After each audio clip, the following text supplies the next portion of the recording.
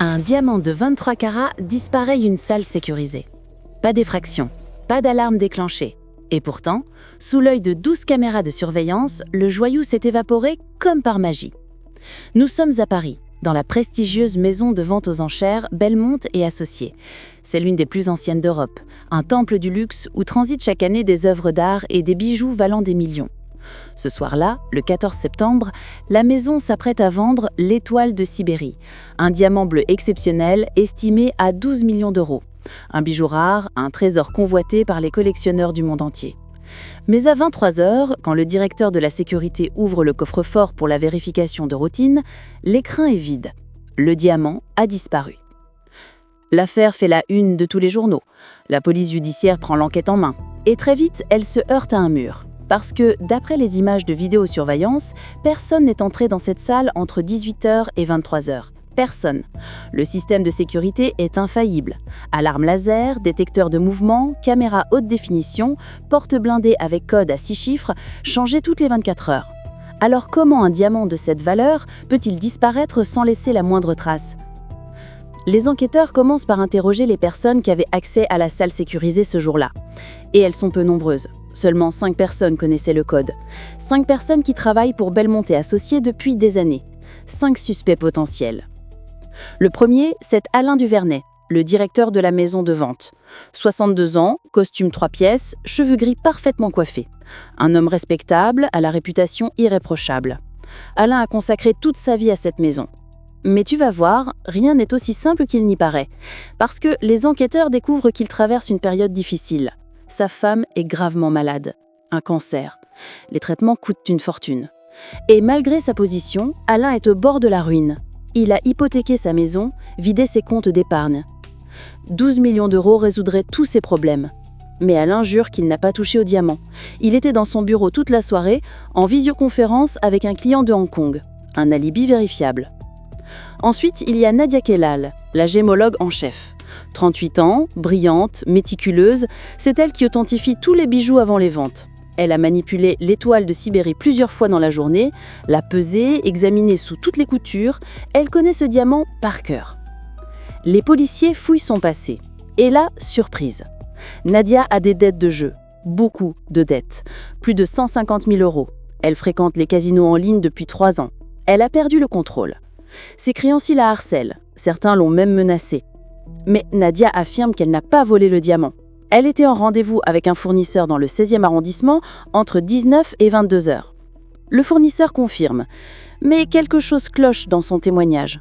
Il hésite, il transpire, comme s'il cachait quelque chose.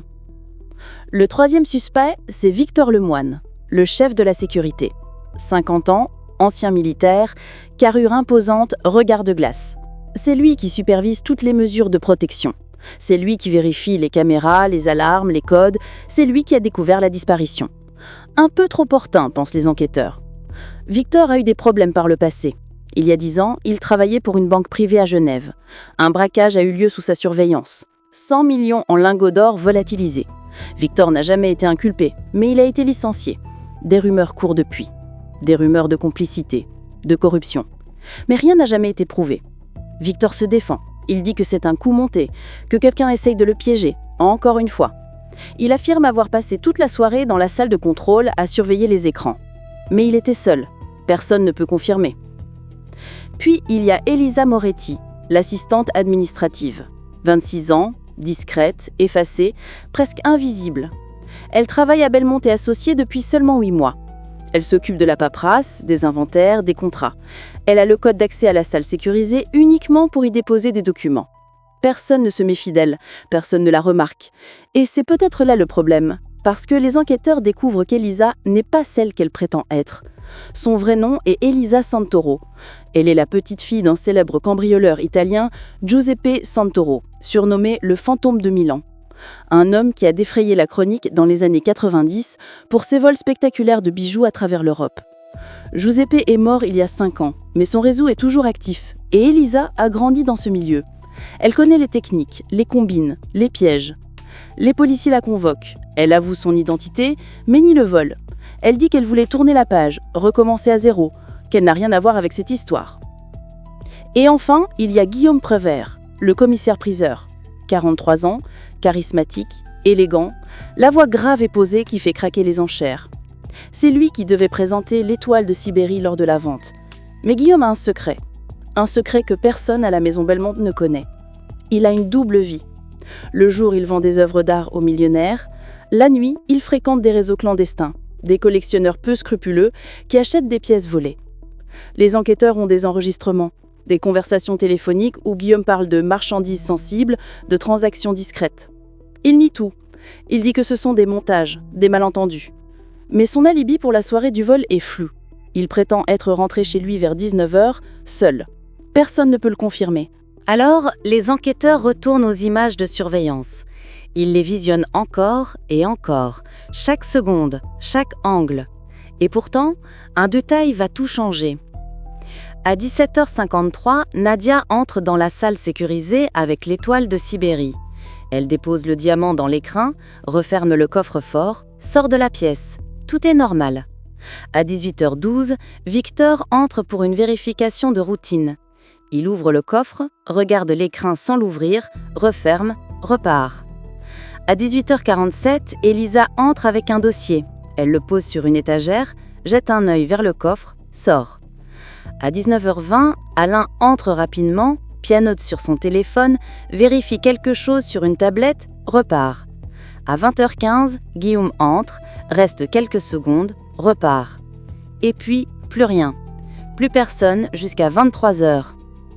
Mais les policiers remarquent quelque chose. À 18h12, quand Victor entre, il tient une mallette métallique. Une mallette qu'il n'avait pas en sortant. Les enquêteurs zooment sur les images. La mallette est plate, discrète, du même gris que son uniforme, presque invisible. Ils convoquent Victor. Ils lui demandent ce qu'il y avait dans cette mallette. Il hésite. Il dit que c'était du matériel de surveillance, des câbles, des outils. Rien d'important. Mais les enquêteurs ne le croient pas. Ils fouillent son appartement. Et dans un placard, ils trouvent la mallette, vide. Mais à l'intérieur, des traces, des microfibres, les mêmes que celles de l'écrin du diamant. Victor est placé en garde à vue, mais il tient bon. Il ne dit rien. Pendant 48 heures, il se tait, jusqu'à ce que les enquêteurs lui montrent autre chose. Un relevé bancaire. Un virement de 200 000 € reçu sur un compte offshore à son nom, 3 jours avant le vol. Un virement provenant d'une société écran basée aux îles Caïmans. Victor craque. Il avoue qu'il a été contacté, qu'on lui a proposé de l'argent pour désactiver une caméra pendant 30 secondes. Juste 30 secondes. Il devait créer une fenêtre aveugle, juste assez longtemps pour que quelqu'un puisse entrer, ouvrir le coffre avec le code, prendre le diamant, refermer et sortir. Quelqu'un de rapide, de précis, de professionnel. Mais qui connaissait le code à part les 5 suspects? Un indice oublié pourrait bien tout révéler. Les enquêteurs fouillent dans les archives de la Maison Belmont et ils découvrent quelque chose d'étrange. Le code du coffre-fort change tous les jours, à minuit. Mais il est généré par un algorithme informatique. Un algorithme conçu par une entreprise externe, Tech Secure Solutions. Et devinez qui a recommandé cette entreprise à Alain Duvernay il y a 2 ans? Guillaume, le commissaire-priseur. Les policiers creusent. Tech Secure Solutions appartient à un certain Marc Fournier, un ami d'enfance de Guillaume. Ils se connaissent depuis le lycée. Marc est un informaticien brillant, spécialisé dans les systèmes de sécurité. Mais il a un casier judiciaire, fraude informatique, piratage de données. Il a fait 3 ans de prison. Il est sorti il y a 5 ans. Depuis, il dirige TechSecure, une couverture parfaite. Les enquêteurs interrogent Marc. Il refuse de parler, mais ils obtiennent un mandat pour fouiller ses serveurs. Et là, bingo, ils trouvent un fichier caché. Un fichier contenant tous les codes d'accès de la Maison Belmont, pour chaque jour, pour chaque mois. Marc avait créé une porte dérobée dans son propre système. Il pouvait accéder aux codes à distance. Il pouvait les donner à qui il voulait. Marc finit par avouer. Il dit qu'il a vendu le code à quelqu'un. Quelqu'un qui l'a contacté via le dark web. Quelqu'un qui lui a offert 500 000 € pour le code du 14 septembre. Mais il jure qu'il ne sait pas qui, que tout s'est fait de manière anonyme, par message crypté, par virement en bitcoin. Mais les enquêteurs ne le croient pas. parce qu'en analysant les métadonnées des messages, il découvre que l'adresse IP utilisée pour contacter Marc correspond à l'appartement d'Elisa. L'assistante discrète, Elisa, la petite fille du fantôme de Milan. Elisa est arrêtée. Les policiers fouillent son appartement.